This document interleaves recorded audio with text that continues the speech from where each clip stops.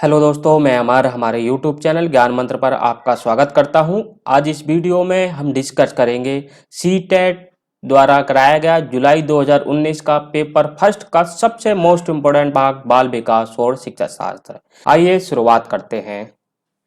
Question number first, gene पियाजे के अनुसार बच्चे, इसका पहला ऑप्शन है, ज्ञान को सक्रिय रूप से संचालित करते हैं जैसे जैसे वे दुनिया में व्यवहार कौशल का प्रयोग करते हैं तथा अन्वेषण करते हैं। सक्रिय रूप आपका पॉजिटिव वर्ड है, तो ये आपका सेंटेंस हो सकता है। दूसरा है, प्रक्षेपणात्मक अधिगम की प्रक्रिया का अनुसरण करते हुए एक दूसरे का अवलोकन करके सीखते हैं। तीसरा ऑप्शन है, को उद्दीपन अनुक्रिया संबंधों के सावधानीपूर्वक नियंत्रण के द्वारा एक विशेष तरीके से व्यवहार करने के लिए अनुबंधित किया जा सकता है। चौथा ऑप्शन है, को पुरस्कार एवं दंड के सिद्धांतों का प्रयोग करते हुए विशिष्ट तरीकों से व्यवहार करना और सिखाया जाना जा सकता है। तो इसमें क्या है, हम पहले से ही स्टार्टिंग से ही कुछ पॉजिटिव और कुछ निगेटिव वर्डों को लेकर चलेंगे। पुरस्कार और आपका दंड, आपका ये निगेटिव सेंटेंस होते हैं, निगेटिव वर्ड होते हैं, तो इनसे रिलेटेड जो सेंटेंस होंगे हमेशा निगेटिव में रखे जाएंगे, तो ये वाला ऑप्शन होगा नहीं आपका। दूसरा है, सावधानी पूर्वक नियंत्रण, आप बिल्कुल से बिल्कुल एक तरह से पूरा का नियंत्रण बच्चों को, तो आप बच्चों को पूरा नियंत्रण नहीं करना चाहिए, तो ये वाला आपका ऑप्शन भी गलत है। फिर आपका बचा पहला और दूसरा ऑप्शन, मगर जहां सबसे आपका सक्रिय रूप से संचरित करना आपका मोस्ट वर्ड होता है, अगर ये कही है तो सबसे अच्छा आंसर आपका यही होगा, तो इसलिए इसका पहला ऑप्शन बिल्कुल सही है। और जीन पियाजे भी कहते भी हैं, जब बच्चा सक्रिय रूप से भाग लेता है तो वह सबसे बेहतर सीखता है। अब करते हैं नेक्स्ट क्वेश्चन पे। क्वेश्चन नंबर 2, चालक विकास की दर में व्यक्तिगत विभिन्नताएं होती हैं, फिर भी चालक विकास का क्रम डैश से डैश है, शीर्षगामी और अधोगामी। दूसरा ऑप्शन है, अधोगामी शीर्षगामी। तीसरा ऑप्शन है, अपरिष्कृत स्थूल चालक विकास, परिष्कृत सूक्ष्म चालक विकास। और चौथा ऑप्शन है आपका, परिष्कृत सूक्ष्म चालक विकास और अपरिष्कृत स्थूल चालक। पहले ये सूक्ष्म आप बच्चों को बताओगे नहीं और फिर उसके बताओगे, ये वाला नहीं। आपका जो जो विकास के डेवलपमेंट के जो रूल होते हैं, जो सूत्र होते हैं, उसमें स्थूल से सूक्ष्म की ओर का प्रयोग किया जाता है, तो इसमें तीसरा ऑप्शन यही कह रहा है आपका, तो तीसरा ऑप्शन बिल्कुल सही है। जैसे अब आप सेंटेंस को पूरा कर लीजिए, चालक विकास की दर में व्यक्तिगत विभिन्नताएं होती हैं, फिर भी चालक विकास का क्रम स्थूल से सूक्ष्म चालक तक होता है। नेक्स्ट क्वेश्चन, क्वेश्चन नंबर 3, वह अवधि जो वयस्कता के संक्रमण की पहल करती है उसे क्या कहते हैं? वयस्कता से पहले कौन सी अवस्था होती है, यह पूछा गया है। आपकी मोस्टली 4 अवस्था होती हैं, पहला शैशवावस्था, दूसरा बाल्यावस्था, फिर किशोरावस्था, फिर वयस्कता यानी वयस्कावस्था। तो इसमें क्या है, आपको जो ऑप्शन है किशोरा, पहला ऑप्शन है किशोरावस्था, दूसरा है मध्य बाल्यावस्था। बाल्यावस्था को आप 3 भागों में बांट सकते हैं। उसके बाद है पूर्व क्रियात्मक अवधि, चौथा है बाल्यावस्था की समाप्ति। अब जो वयस्कता आती है वो किशोरावस्था के बाद आती है, तो पहला ऑप्शन बिल्कुल सही है। नेक्स्ट क्वेश्चन, क्वेश्चन नंबर 4, जब एक बच्चा तर्क प्रस्तुत करता है कि हिंज को दवाई की चोरी नहीं करनी चाहिए, वह दवाई जो उसकी पत्नी की जान बचाने के लिए जरूरी है, क्योंकि यदि वह ऐसा करता है तो उसे पकड़ लिया जाएगा और उसे जेल भेज दिया जाएगा। कोलबर्ग के अनुसार वह बच्चा नैतिक समझ की किस अवस्था के अंतर्गत आता है? तो कोलबर्ग, जिन्होंने नैतिक विकास के महत्वपूर्ण अपने सूत्र दिए, रिसर्च की, और उसके बाद उन्होंने जो एक, आपने अगर बीएड करा है और कोलबर्ग को पढ़ा है तो आप एक हिंज नामक एक, ये आप एग्जाम्पल को बहुत अच्छी तरह से आप जानते होंगे कि कोलबर्ग ने एक यूरोपियन कंट्री के एक आदमी का एग्जाम्पल दिया था हिंज का, जो जिसकी पत्नी बीमार हो जाती है और वह चोरी करने के लिए मजबूर हो जाता है। तो आपको मैं जब पूरी स्टोरी नहीं बताना चाहूंगा, और जब मैं ये पूरी स्टोरी आपको तब बताऊंगा जब मैं इसे कोलबर्ग के नैतिक विकास के, जब कोलबर्ग के बारे में पूरी एक वीडियो लेके आऊंगा।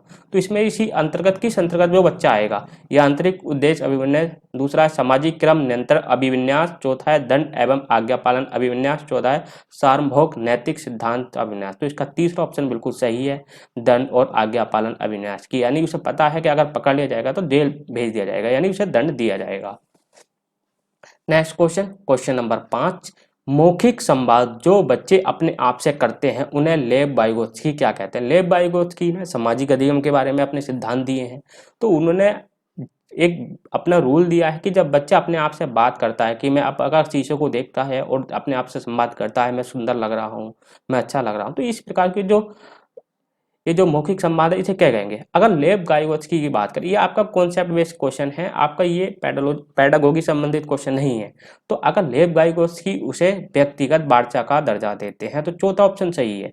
अगर यही क्वेश्चन होता मौखिक विकास संवाद जो बच्चे अपने आप से करते हैं उन्हें जीन पियाजे क्या कहते हैं, तब अकेंद्रित वार्ता आता, परंतु लेव गाइगोत्स्की उसे व्यक्तिगत वार्ता कहते हैं और जीन पियाजे अकेंद्रित वार्ता कहते हैं। नेक्स्ट क्वेश्चन, क्वेश्चन नंबर 6, खिलौने, पहनावों की वस्तुएं, घरेलू सामग्रियां, व्यवसाय एवं रंगों को विशिष्ट लिंग के साथ संबंधित करना क्या प्रदर्शित करता है? मतलब खिलौने, जैसे कि एक गुड्डा है एक गुड़िया है, उसे एक लिंग के साथ आप संबंध कर दें, जैसे कि लड़का है वो गुड़िया से खेलेगी, लड़का है वो गुड्डे से खेलेगा। तो ये जो इस प्रकार की ये क्या प्रदर्शित करता है? ये जैसा आप अगर जैसे लड़की है घर में खाना बनाएगी और लड़का बाहर का जो वर्क है वो करेगा, परंतु ये है क्या चीजें?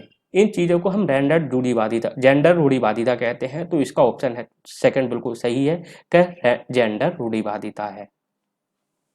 नेक्स्ट क्वेश्चन, क्वेश्चन नंबर 7, एक प्रारंभिक कक्षा कक्ष में एक बच्ची अपने साथ जो अनुभव लाती है उसे क्या कहते हैं?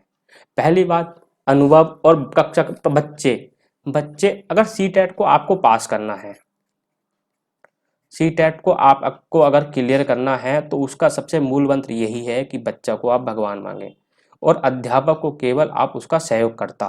अगर ये आप सीटेट ये अपने दिमाग में लेकर अगर कोई भी आप सीडीपी का क्वेश्चन पेपर सोल्व करेंगे, कम से कम आपके 5 से 7 नंबर आराम से बढ़ जाएंगे। तो इसमें देख लेते हैं इससे रिलेटिव, अगर यही अपने दिमाग में रख के उन्हें अस्वीकार करना चाहिए कि जो अपने साथ अनुभव लाती है, नहीं, ये आपका अगर अनुभव अगर अस्वीकार करोगे तो अस्वीकार निगेटिव होता है और बच्चा भगवान है, तो ये वाला आपका नहीं होगा।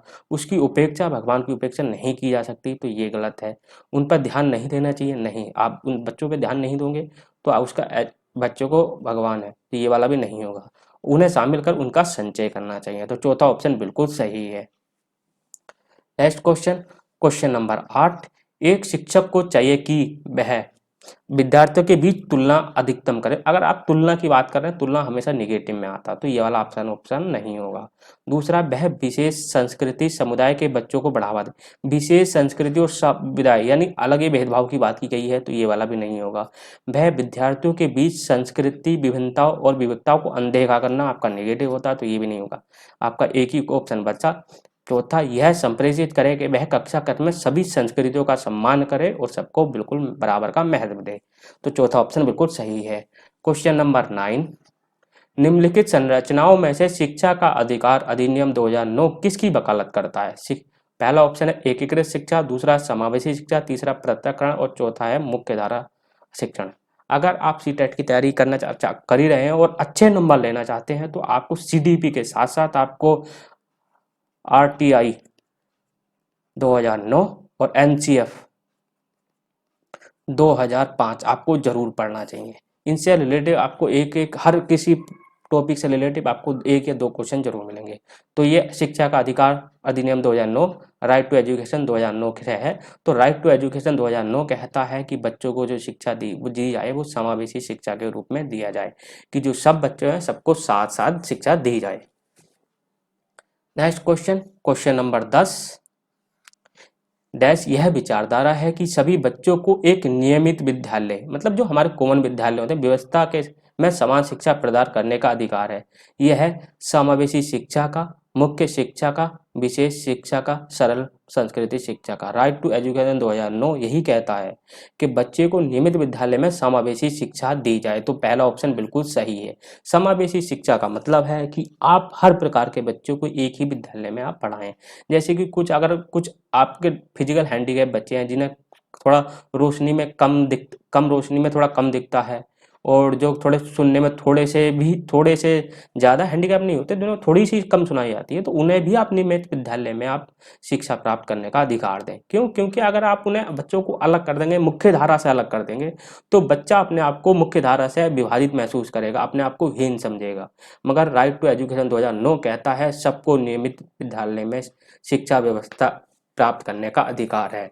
और उसके साथ साथ ये है कि आप उनके लिए उन नियमित विद्यालयों में ही एक्स्ट्रा सुविधाएं दें, ताकि बच्चे को नियमित विद्यालय में कोई असुविधा ना हो। आइए अब बात करते हैं नेक्स्ट क्वेश्चन की। क्वेश्चन नंबर 11, निम्नलिखित में से कौन सा स्तंभ का के बच्चों को स्तंभ खा में उनकी प्राथमिक विशेषताओं के सही मिलान करता है? पहला है प्रतिभाशाली, दूसरा है अधिगम आसक्ता, तीसरा सृजनात्मक, तीसरा अवधान कमी, अति चक्रवर्ती। तो इसमें हम देख लेते हैं जो इसमें रिलेटिव प्रतिभाशाली बच्चे क्या होते हैं, जो शीघ्र किसी चीज को शीघ्रता से सीख जाते हैं। तो पहला ऑप्शन है धारा प्रवाह में कमी, नहीं, दूसरा ये, तीसरा चौथा आपका होगा। तो चौथे पे आप इसे मिलान कर लीजिए।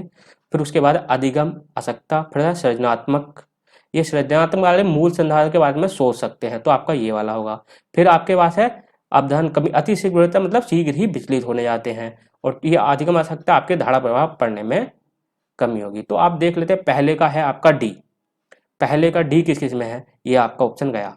दूसरे का ऑप्शन है आपका, दूसरा का ऑप्शन है आपका ए, दूसरे का ऑप्शन किस किस में है, केवल एक में है इसमें, तो ये आपका चौथा, ये दूसरा ऑप्शन बिल्कुल सही होगा।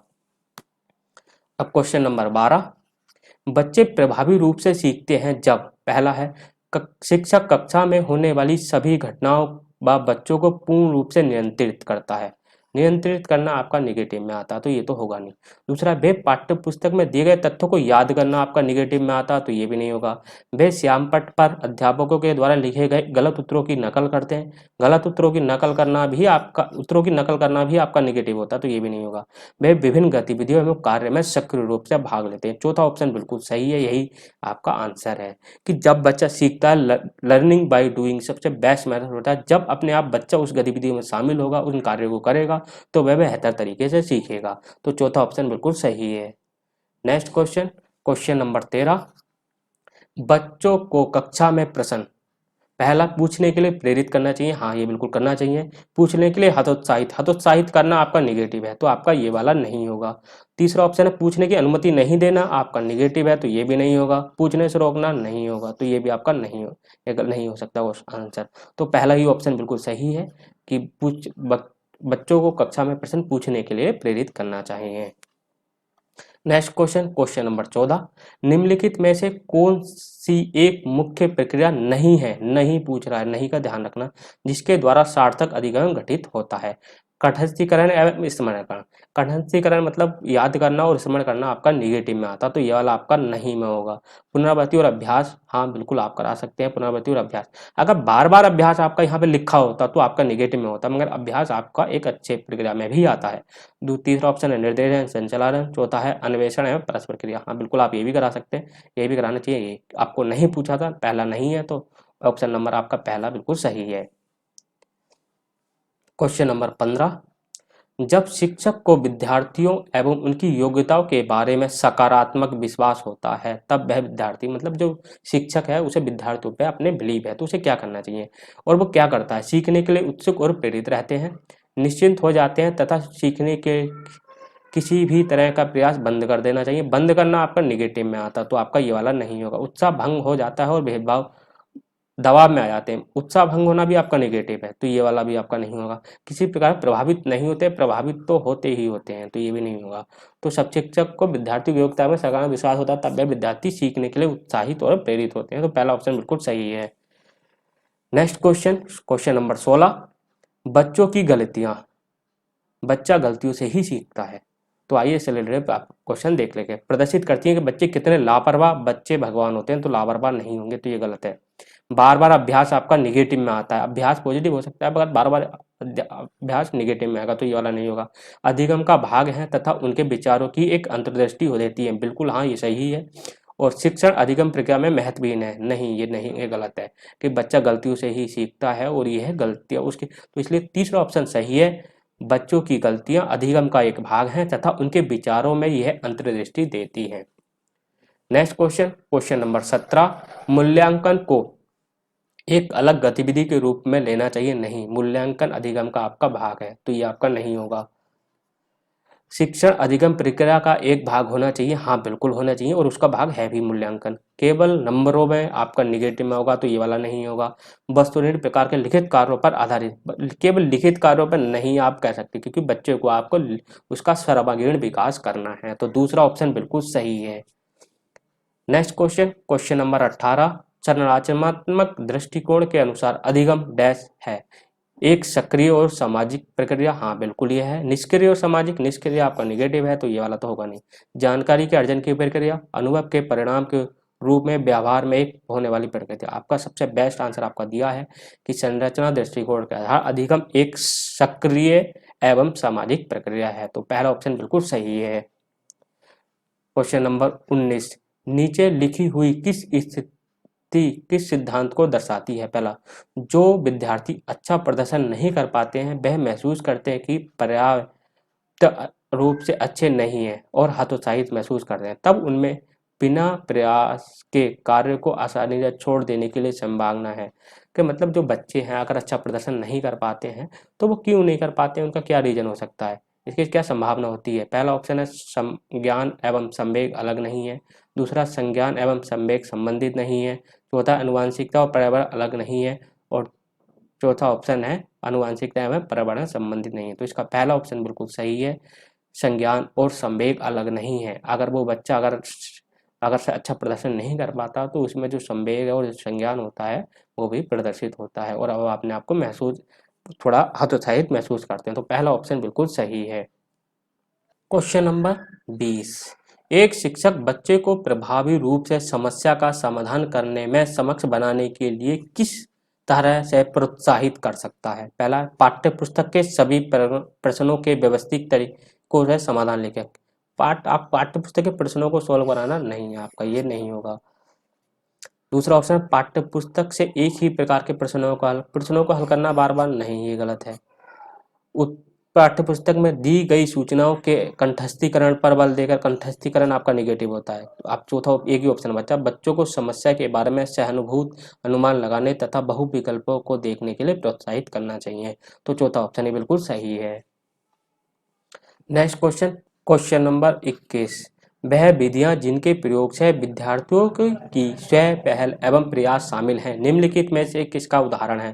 पहला है अंतः व्यक्तिगत बुद्धि, दूसरा है निगमनात्मक विधि, तीसरा है अधिगमकर्ता केंद्रित विधि और चौथा है परंपरागत विधि। तो इसका जो सही आंसर है अधिगम केंद्रित विधि है, कि मतलब जो बच्चा के केंद्र में है और जो इसमें क्या है अधिगमकर्ता जो लर्नर है वही केंद्रित उसी पे केंद्रित होती है। तो तीसरा ऑप्शन बिल्कुल सही है। नेक्स्ट क्वेश्चन, क्वेश्चन नंबर 22, बुद्धि के बारे में निम्नलिखित कथनों में से कौन सा सही है? बुद्धि अभिसारी रूप से सोचने की योग्यता है। अभिसारी हाँ बिल्कुल है, ये आपका हो सकता है मे बी। दूसरा, बुद्धि अनुभव के परिणाम के रूप में व्यवहार में एक अपेक्षाकृत स्थायी परिवर्तन है। तीसरा ऑप्शन है बुद्धि एक आनुवंशिक विशेषक है जिसमें मानसिक गतिविधियां जैसे स्मरण और तर्क करना शामिल है। चौथा है बुद्धि बहुआयामी है जिसमें बुद्धि परीक्षणों के द्वारा पूर्ण रूप से परिमेय न की जाने वाली कई योग्यताएं शामिल हैं। तो इसके लिए सबसे बेस्ट आंसर आपका चौथा है कि बुद्धि बहुआयामी है। मनोवैज्ञानिक हार्डर गार्डनर ने ही ये कहा है कि बुद्धि बहुआयामी है, तो चौथा ऑप्शन बिल्कुल सही है। नेक्स्ट क्वेश्चन, क्वेश्चन नंबर 23, निम्नलिखित में से कौन सा प्राथमिक समाजीकरण का माध्यम है? परिवार आपका प्राथमिक समाजीकरण का माध्यम होता है, तो पहला ऑप्शन ही बिल्कुल सही है। Next question, question number 24, Jean पियाजे के सिद्धांत का प्रमुख प्रस्ताव है कि बच्चों की सोच वयस्क से भिन्न होती है। दूसरा, बच्चों की सोच वयस्क से बेहतर होती है। तीसरा प्रश्न, बच्चों की सोच मात्रात्मक रूप से वयस्कों से भिन्न होती है। और चौथा आपका ऑप्शन है बच्चों की सोच गुणात्मक रूप से वयस्कों से भिन्न होती है। तो इसमें जो चौथा ऑप्शन है आपका बच्चों की सोच गुणात्मक रूप से वयस्कों से भिन्न होती है। जो वयस्कों की जो सोच होती है खाली गुणात्मक मतलब क्वांटिटी के हिसाब से कम होती है, बाकी सब वयस्कों की तरह ही होती है। कि बच्चे का थोड़ा क्या बच्चे होते हैं वो कम सोचते हैं और जो वृद्ध होते हैं जो वयस्क होते हैं ज्यादा सोचते हैं। तो चौथा ऑप्शन बिल्कुल सही है। Next question, question number 25, gender एक जैविक निर्धारक है, एक मनोवैज्ञानिक सत्ता है, एक सामाजिक संरचना है, चौथा एक आर्थिक अवधारणा है। तो जो जेंडर होता है एक सामाजिक संरचना होता है, तो तीसरा ऑप्शन बिल्कुल सही है। नेक्स्ट क्वेश्चन, क्वेश्चन नंबर 26, निम्नलिखित में से कौन विकास के व्यापक आयामों का सही पहचान करता है? जो बच्चे में जो विकास होता है किस रूप से होता है और क्या क्या विकास होता है, इससे रिलेटेड क्वेश्चन है। पहला शारीरिक, दूसरा संज्ञानात्मक, सामाजिक एवं संवेगात्मक, दूसरा ऑप्शन है संवेगात्मक, बौद्धिक, आध्यात्मिक। बौद्धिक और आध्यात्मिक आपका कोई भी आपका विकास में नहीं आते हैं, आपने पढ़ा होगा, तो ये वाला नहीं होगा। इसमें भी आध्यात्मिक है तो ये भी नहीं होगा। इसमें क्या है, सामाजिक, शारीरिक, व्यक्तित्व और स्वय, इसमें स्वय है तो ये भी नहीं हो सकता। तो पहला ऑप्शन यही है कि जो विकास के जो आयाम होते हैं, शारीरिक विकास होता है, यानी बच्चे का जो वो आपका शरीर की बॉडी है वो विकास होते चला जाता है। पहला बच्चा कम जब पैदा होता है आपका 7 पाउंड का होता है, उसके बाद धीरे धीरे बच्चे का जो वजन है वो बढ़ता जाता है, उसके जो हाथ पैर सब बढ़ते चले जाते हैं। ये आपका शारीरिक विकास में आता है। संज्ञानात्मक विकास यानी मानसिक विकास का होता चला जाता है, समाज में रहकर उसका सामाजिक विकास होता है, और समाज के साथ साथ उसके संवेगात्मक विकास भी होता है, उसके संवेग भी आपके बढ़ते चले जाते हैं, जैसे कि क्रोध, भय, ये सब कुछ संवेग में आते हैं। नेक्स्ट क्वेश्चन, क्वेश्चन नंबर 27, बच्चों एवं उनके अधिगम के संदर्भ में निम्नलिखित कथनों में से कौन सा सही है? सभी बच्चे सीखने के लिए स्वाभाविक रूप से प्रेरित होते हैं और सीखने में सक्षम होते हैं। हाँ, बिल्कुल सही है। दूसरा ऑप्शन है बच्चों को सीखने के लिए अभिप्रेरणा तथा सीखने के लिए उनकी क्षमता केवल आनुवंशिकता नहीं, सब पे बहुत काफी मैटर पे डिपेंड करती है, आनुवंशिकता पे, पर्यावरण पे, समाज पे, सब पे डिपेंड करती है। बच्चों की सामाजिक आर्थिक पृष्ठभूमि उनकी प्रेरणा और अधिगम क्षमता को निर्धारित एवं सीमित करती है। नहीं, ये भी गलत है। बच्चों को अधिगम हेतु प्रेरित करने के लिए उन्हें पुरस्कार और दंड देना आपका निगेटिव में आता, तो ये वाला भी आपका नहीं होगा। तो आपका पहला ऑप्शन बिल्कुल सही, सबसे बेस्ट यही है, तो यही आपका आंसर होगा। नेक्स्ट क्वेश्चन, क्वेश्चन नंबर 28, प्रगतिशील शिक्षा में बच्चों को किस तरह से देखा जाता है? पहला, छोटे वयस्कों के रूप में, दूसरा निष्क्रिय अनुकारकों के रूप में, तीसरा है सक्रिय अन्वेषकों के रूप में, और चौथा है खाली स्लेटों के रूप में। जो प्रगतिशील शिक्षा है वो कहती है कि बच्चे अन्वेषक होते हैं, मतलब खोजकर्ता होते हैं, तो तीसरा ऑप्शन बिल्कुल सही है। नेक्स्ट क्वेश्चन, क्वेश्चन नंबर 29, लेव वाइगोत्स्की के अनुसार अधिगम है। लेव वाइगोत्स्की का सीधा संबंध सामाजिक से है, तो इसमें देख लेते हैं। पहला, सामाजिक गतिविधि, बिल्कुल हाँ, ये लेव वाइगोत्स्की। और दूसरा है एक व्यक्तिगत गतिविधि है, एक निष्क्रिय तो आपका निगेटिव है, तो ये तो होगा नहीं। एक अनुबंधित गतिविधि है लेव वाइगोत्स्की, जहाँ भी आएंगे उनका संबंध सीधा आपका सामाजिक गतिविधि से होगा, तो पहला ऑप्शन बिल्कुल सही है। नेक्स्ट क्वेश्चन, क्वेश्चन नंबर 30, निम्नलिखित में से कौन सा पूर्व क्रियात्मक अवस्था काल बच्चे के विश्लेषित करता है? पहला है वर्तुलिक प्रक्रिया, दूसरा है लक्ष्य निर्देशित व्यवहार, तीसरा है विलंबित अनुकरण, और चौथा है विचारों की अनुक्रमणिकता।